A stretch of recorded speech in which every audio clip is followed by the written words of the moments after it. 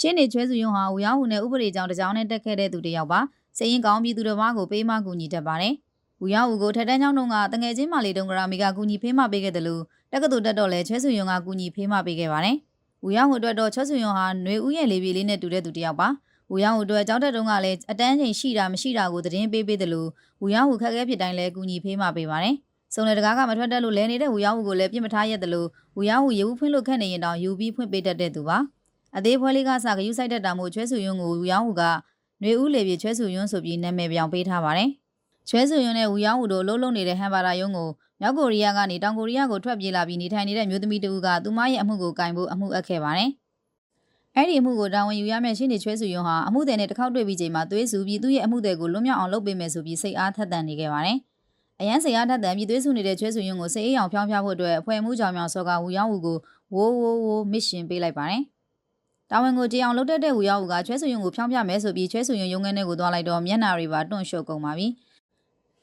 ချွဲစုယုံရဲ့ရုံငန်းဟာဆောင်ရွက်စတန်းတွေစားစရာတွေနဲ့ရှုပ်ပွားနေတယ်လို့ချွဲစုယုံကလည်းညားရဲ့ဝတ်စုံကြီးနဲ့အလုပ်လုပ်နေပါလေတော့တယ်အိမ်ပြန်ချင်းဆိုတာဘာမှမသိလောက်အောင်လုပ်တွေရှုပ်နေရှာတဲ့ချွဲစုယုံမှာ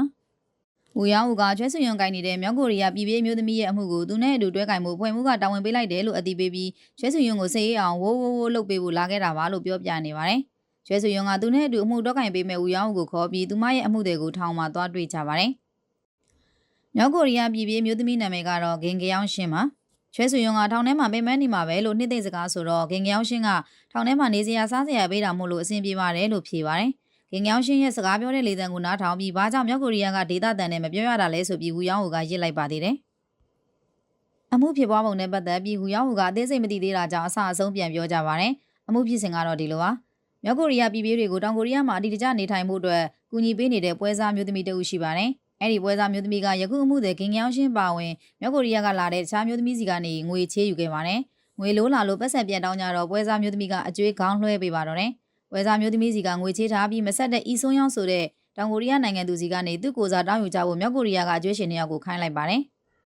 ပွဲစားမျိုးသမီးဟာဂင်ကယောင်ရှင်းတို့ကိုတောင်ကိုရီးယားမှာနေဖို့အုပ်ထင်းသူတယောက်လိုကူညီဆောင်ရွက်ပေးရတာကြောင့်ဂင်ကယောင်ရှင်းတို့ကအလွဲပဲအမေလို့ခေါ်ကြပါတယ်။သူမတို့အမေကောင်းလွှဲပေးလိုက်တဲ့အကျွေးကိုတခါမှမမြင်ဘူးတဲ့အီဆွန်ယောင်းဆိုတဲ့တောင်ကိုရီးယားသူစီနှစ်ယောက်ပေါင်းပြီးသွားတောင်းကြပါတော့တယ်။သူတို့အမေတောင်းတာတော့အကျွေးပြန်မဆက်တဲ့သူမို့တော်တော်အကြောတင်းမှာပဲဆိုပြီးလမ်းမှာတွေ့တဲ့ဒုတ်တွေအုတ်ခဲတွေကောက်သွားကြပါတယ်။အိမ်ထဲရောက်တော့ပတ်စံပြန်ပေးဖို့အတင်းတောင်းကြပြီးအီဆွန်ယောင်းကအဆင်မပြေသေးလို့စောင့်ပေးပါအောင်ပြောတော့အိမ်ကပစ္စည်းတွေကိုဖျက်ဆီးပြီးပွဲကြမ်းပြကြပါတော့တယ်။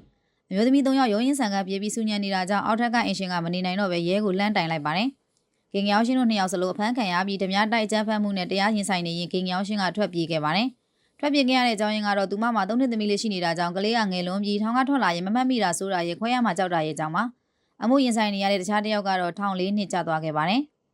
ငယောင်းရှင်းဟာအမှုကနေထွက်ပြေးနေရင်သမီးလေးရှင်းနှစ်အရွယ်ရောက်လာတဲ့အခါမှာတော့ဝရမ်းပြေးရဲ့သမီးအနေနဲ့ရှင်းတိုင်းနေရမှာဆိုတာကြောင့်သမီးဖြစ်သူကိုမိဘမဲ့ကေဟာမှာခဏအပ်ထားခဲ့ပြီးရဲစခန်းမှာကိုယ်တိုင်ဖမ်းခံခဲ့ပါတယ်။ဒါကြောင့်ဟန်ဘာသာရှင်းနေရုံကိုအမှုလာရတဲ့အချိန်မှာအမှုဖြစ်ပွားခဲ့တာက9နှစ်လောက်ကြာခဲ့ပြီပဲဖြစ်ပါတယ်။ဂင်ငယောင်းရှင်းဟာသမီးဖြစ်သူနဲ့အတူနေရဖို့လူမသိသူမသိမော်ဒယ်တစ်ခုမှာတန်ရှင်းဝန်ထမ်းအနေနဲ့ဝင်လုပ်ခဲ့ရတာပါ။သမီးဖြစ်သူကိုလည်းမော်ဒယ်အခန်းချင်းကလေးထဲမှာအချိန်ပြည့်နေခိုင်းခဲ့ရလို့အာနာတနာမိနေတာဖြစ်ပါတယ်။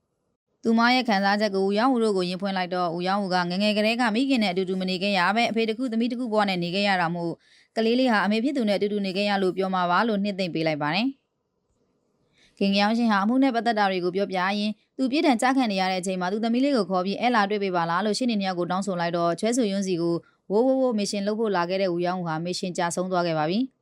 စိတ်အားထက်သန်ပြီးသွေးဆူနေတဲ့ရှင်းနေမျိုးသမီးနှစ်ယောက်ဟာအဖွဲ့မှုကြောင်မြောင်ဆော့စီသွားပြီးပြည့်တံကိုပြည့်တံကြမခံရအောင်လုပ်ပါမယ်ဆိုပြီးတင်ပြနေကြပါတော့တယ်။အဖွဲ့မှုကချွဲဆူယွန်းကိုစေးအောင်လုပ်ဖို့တာဝန်ပေးလိုက်ပေမဲ့မရှင်ကြာဆုံးပြီးချွဲဆူယွန်းတဲ့ပိုးဆိုးနေတဲ့ဦးရောင်းဦးကြောင့်ရှင်းနေကြောင်မြောင်ဆော့တယောက်ပြည့်တံကနေလုပ်ဖို့မလွယ်ကြောင်းကိုမနှဲရှင်းပြရပါပြီ။အမှုအတွက်တရခွင့်မတက်ခင်မှာချက်လက်တွေကိုစုဆောင်းကြပါတယ်။ပထမဆုံးအနေနဲ့ဂင်ကြောင်ရှင်နဲ့အတူတူပြည့်မှုကျွလွန်ခဲ့တဲ့မျိုးသမီးတွေရှင်းနေအနေနဲ့ဆောင်ရွက်ပေးခဲ့တဲ့ရှင်းနေနဲ့သွားတွေ့ကြပါတယ်။အဆိုပါရှင်းတွေကလည်းအမှုက9နှစ်လောက်ကြာသွားပြီမို့အသေးစိတ်တော့မမှတ်မိတော့ပေမဲ့အဲ့ဒီတုန်းကနင်းနာသူရဲ့ဆေးဆေးချက်ထုတ်ပေးခဲ့တဲ့ဆရာဝန်ရဲ့ထူးခြားချက်ကိုတော့မှတ်မိနေကြောင်းပြောပြပေးပါတယ်။ထူးခြားချက်ကတော့အဲ့ဒီဆရာဝန်ဟာသူဆေးဆေးချက်ထုတ်ပေးလိုက်ရတဲ့ဒီအမှုနဲ့ပတ်သက်ပြီးမြောက်ကိုရီးယားပြည်ပြည်များပေါ်မလိုမုန်းထားတဲ့သဘောတရားရှိတဲ့ဆောင်းပါးတစ်ပုဒ်ရေးခဲ့တာပါ။ရှင်းနေနဲ့တွေ့ပြီးနောက်နေ့မှာတော့ခင်းဖြစ်ပွားခဲ့တဲ့နေရာဖြစ်တဲ့နင်းနာသူအီဆွန်ယောင်းရဲ့အိမ်ကိုချွဲဆူယွန်းဦးရောင်းဦးနဲ့အီဂျွန်တို့၃ယောက်သွားကြည့်ကြပါတယ်။အီဆွန်ယောင်းအိမ်ရှိအရောက်မှာပဲအီဆွန်ယောင်းကိုသူ့ယောက်ျားကရိုက်နှက်နေတာနဲ့ကြုံလိုက်ကြပါပြီ။အခြေအနေမဟန်တာကြောင့်အီဆွန်ယောင်းစီကိုမသွားတော့ပဲစူညံလို့ရဲတိုင်မို့လုပ်နေတဲ့အင်ရှင်အတော်ကြီးကိုပဲအကျိုးအကြောင်းမေးမြန်းခဲ့ကြပါတယ်။ အရှင်တော်ကြီးရဲ့ထွက်ဆိုချက်အရဤဆုံးရောက်ဟာယောက်ျားဖြစ်သူရဲ့ရိုက်နှက်မှုကိုမကြာခဏခံနေရတယ်လို့အရှင်တော်ကြီးကလည်းရဲစခန်းကိုမကြာခဏလှမ်းတိုင်ပေးနေကြပါဒါကြောင့်ဦးရောင်းဦးတို့အဖွဲ့ဟာရဲစခန်းကိုသွားပြီးတိုင်ချက်မှတ်တမ်းတွေကိုတောင်းယူလာခဲ့ပါတယ်အကြိုတရားခွင့်ပြုလုပ်တဲ့နေ့မှာတရားပြိုင်ရှင်းနေတဲ့အမှုစစ်ရှင်းနေတို့တရားသူကြီးများရှိမှသက်သေတင်သွင်းတာတွေအမှုနဲ့ပတ်သက်တဲ့တင်ပြချက်တွေပြုလုပ်ကြပါတယ်ယခုအမှုကိုတာဝန်ယူတဲ့တရားသူကြီးကဒေတာဆွဲမျိုးရိုးဆွဲကြီးလွန်းသူတစ်ယောက်ဖြစ်ပါတယ်တရားသူကြီးရဲ့အားနည်းချက်ကိုသိနေတဲ့အမှုစစ်ရှင်တွေကတရားသူကြီးရဲ့မျိုးရိုးနဲ့ဇာတိကိုမြောက်ပင့်ပြောဆိုပြီးသူနဲ့မွေးရမြေတူပါတယ်လို့တရားသူကြီးကိုသူ့ဘက်ပါအောင်လုပ်ပါတော့တယ်။တရားသူကြီးကလည်းအမှုစစ်ရဲ့ခွင်ထဲကိုဝင်သွားပြီးအမှုစစ်ကိုမျက်နှာသာပေးနေပါပြီ။ဒါကိုရေးစားမိသွားတဲ့ချဲဆွေရင်ကတခါမှထုတ်မပြောခဲ့တဲ့သူမရဲ့နောက်ခံဖြစ်တဲ့သူ့ဖေကတရားသူကြီးဆိုတာကိုထုတ်ပြောပြီးမိတ်ဆက်လိုက်ပါတယ်။ချဲဆွေရင်ရဲ့အဖေကယခုမှုကိုတာဝန်ယူထားတဲ့တရားသူကြီးနဲ့ခင်မင်ရင်နေတာကြောင့်တရားသူကြီးကချဲဆွေရင်ဘက်ကိုအလေးသာသွားပြန်ပါပြီ။ဘလောက်အလေးသာသွားတယ်လဲဆိုရင်တော့ချဲဆွေရင်တောင်းဆိုလိုက်တဲ့အမှုရဲ့နင်းနာသူဤဆွန်ရောင်းကိုတရားခွင်မှာတက်တဲ့အနေနဲ့ဆင့်ခေါ်ဖို့ကိုတစ်ချက်မှမစင်စားပဲလက်ခံပေးလိုက်တဲ့အထိပါပဲ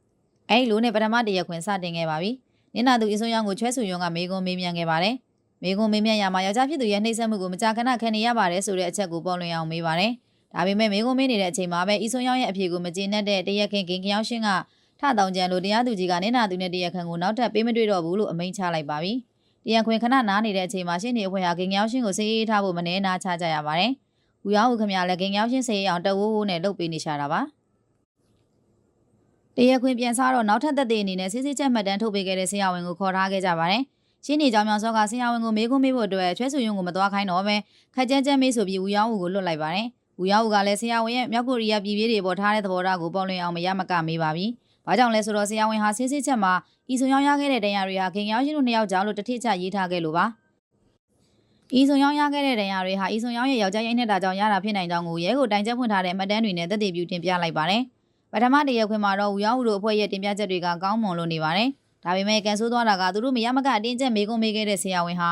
မ်ဘာတာရှင်းနေရုံမှာဘီလီယံကြီးတဲ့ဝင်ငွေရအောင်အမှုအပ်ထားတဲ့ဟမ်ဘာတာရဲ့ဖောက်တဲ့ဆရာဝန်ဖွဲ့စည်းရဲ့အဖွဲ့ဝင်တစ်ယောက်ဖြစ်နေတာပါပဲ။တရားခွင်မှာဦးရောင်းဦးတို့အဖွဲ့ရဲ့လုပ်ရကြောင်းဟမ်ဘာတာနဲ့လက်တွဲဖြုတ်သွားခဲ့ပါပြီ။အဲ့ဒီအတွက်ရှင်းနေကြောင်များစောအဆူခံလိုက်ရပေမဲ့အမှုကိုတော့ကောင်းကောင်းရှေ့ဆက်ဆောင်ရွက်ဖို့သူ့ရဲ့ဂျူနီယာတွေကိုညွှန်ကြားလိုက်ပါတယ်။ဒုတိယတရားခွင်မစခင်မှာဦးရောင်းဦးနဲ့ချွဲဆူယွန်းတို့ဟာခင်ကြောင်ရှင်းရဲ့သမီးကိုခေါ်ပြီးအမေဖြစ်သူနဲ့တွေ့နိုင်အောင်လဲစီစဉ်ပေးခဲ့ကြပါသေးတယ်။သားမီးနှစ်ယောက်ဖက်ငုံနေတာကိုကြည့်ပြီးဦးရောင်းဦးတို့နှစ်ယောက်စိတ်မကောင်းကြပါဘူး။အပြန်လမ်းမှာချွဲဆူယွန်းကညံကြီးရှင်ဦးရောင်းဦးကိုဥတွေပြတန်းချက်တွေနဲ့ခင်ကြောင်ရှင်းလွတ်မြောက်အောင်နီးလက်ရှာဖို့တွန်းအားပေးပါပြီ။ဦးရောင်းဦးရဲ့ဝေလာငါးကြီးကဒီတခါတော့လှုပ်ချိနဲ့နိုးထမလာခဲ့ပါဘူး။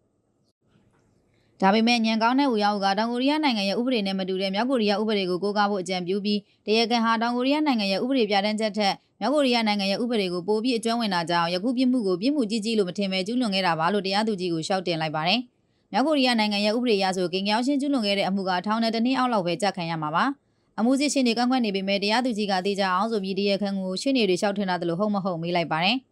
မဘာနဲ့တဲ့ခင်ကြောင်ရှင်းကဦးရောင်းဦးနဲ့ချွဲဆူရင်တို့လက်ဟန်တွေခြေဟန်တွေမျက်နှာရိပ်တွေမျက်နှာကဲတွေပြနေတာတောင်တလွဲတွေဖြေပါတော့တယ်။တရားခံရဲ့နားလည်မှုကိုအတည်ပြုပြီးသွားချိန်မှာဂျူရီလူကြီးများရဲ့သုံးသက်ချက်ကိုရယူပြီးအမိန့်ချမှတ်မှာမို့တရားခွင်ကိုခဏနားလိုက်ပါတယ်။အမိန့်ချမှတ်ချိန်မှာရှင်းနေတွေမရှိလဲအဆင်ပြေပြီးဆိုပေမဲ့ချွဲဆူရင်နဲ့ဦးရောင်းဦးတို့ကပြန်မသွားပဲအမိန့်ချတဲ့အချိန်ထိစောင့်နေခဲ့ပါတယ်။တရားခွင်နားနေချိန်မှာတရားခံကိုပြန်လဲထိန်းသိမ်းဖို့ရဲမေတွေကခင်ကြောင်ရှင်းကိုခေါ်သွားပါပြီ။ခင်ကြောင်ရှင်းရဲ့နောက်ကျောကိုစိတ်မကောင်းစည်းစာကြည့်ရင်ဦးရောင်းဦးရဲ့ဝေလာငါးတွေနိုးထလာကြပါပြီ။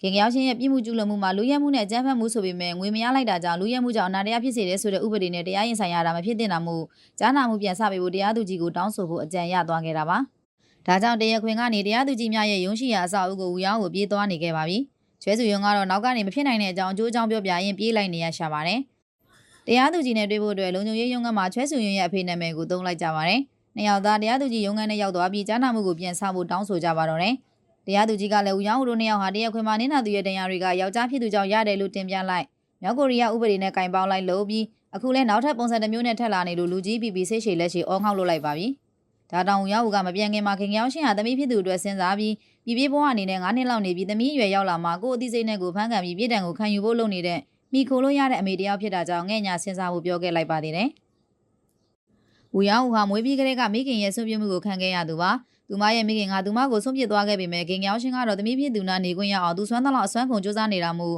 ဦးရောင်းဦးကခင်ကြောင်ရှင်းကိုသူမချစ်တဲ့ဝေလာငါးတွေနဲ့တူလို့အစွမ်းကုန်ကောက်ွယ်ပေးချင်နေတာဖြစ်ပါတယ်။လူတွေကဝေလာငါးတွေကိုဖမ်းတဲ့အခါမှာကလေးကိုအရင်မှိန်းနဲ့ပြစ်ကြပါတယ်။ဝေလာငါးငယ်လေးကနာကျင်လို့ရေပက်ကူးနေရင်မိခင်ဖြစ်သူကကလေးကိုပြစ်မသွားရဲဖဲကလေးနားမှာပဲမခွာတန်းနေနေတာပါ။အဲ့ဒီချိန်မှာမှမိခင်ကိုမှိန်းနဲ့ထပ်ပြေးပြီးအလွယ်တကူဖမ်းလိုက်ကြတာဖြစ်ပါတယ်။ ခင်ငယ်အောင်ရှင်းဟာလည်းဝေလာငါမိခင်လိုမျိုးကလေးကိုပြစ်မသွားပဲထောင်ကားထွက်လာရင်တော့သမီးနဲ့ပြန်တွေ့နိုင်မှုပါစီစဉ်ချပြီးပြည်တံကိုရင်ဆိုင်ခဲ့တဲ့မိခင်တယောက်လို့ဆိုရမှာပါ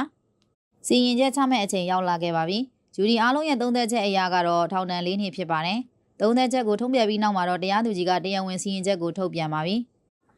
တရားသူကြီးဟာဝူယောင်ဝူတို့တင်ပြချက်တွေကိုထည့်သွင်းစဉ်းစားတဲ့အပြင်ဝူယောင်ဝူတို့မစဉ်းစားမိတဲ့ခင်ကအောင်ရှင်းဟာကိုယ်တိုင်အပြစ်ကိုဝန်ခံခဲ့တယ်ဆိုတဲ့တရားခံအတွက်အားသာစေတဲ့အကျိုးအကြောင်းတွေကိုပါထည့်သွင်းကိုကပြပြီးခံဝင်လောင်းနဲ့လွတ်နိုင်မဲ့ပြည်တံကိုပဲချမှတ်လိုက်ပါတယ်မထင်မှတ်ထားတဲ့ရလဒ်ကြောင့်တရားခွင်မှာရှိတဲ့လူတွေအားလုံးအံ့အားသင့်ကုန်ကြပါပြီဝူယောင်ဝူအံ့အားသင့်တာကတော့ပါဇက်ကိုမစိနိုင်အောင်ပါဇက်အဟောင်းသားပါပဲဒီဇလန်အပိုင်းလေးမှာတော့ဝူယောင်ဝူရဲ့ဆန်းဆောင်မှုထက်အမေတယောက်ရဲ့သားသမီးပေါ်ထားတဲ့မေတ္တာတရားတွေမိခင်စွပြစ်တာခံခဲ့ရတဲ့ဝူယောင်ဝူရဲ့မိခင်မေတ္တာငတ်မွတ်မှုတွေလူသားချင်းစာနာတတ်တဲ့လူသားဆန်တဲ့လူသားတွေရဲ့စိတ်ဓာတ်တချို့ကိုမြင်တွေ့ခံစားရမှာဖြစ်ပါတယ်။ကြည့်ရှုအားပေးသူအားလုံးကိုအထူးကျေးဇူးတင်ပါတယ်။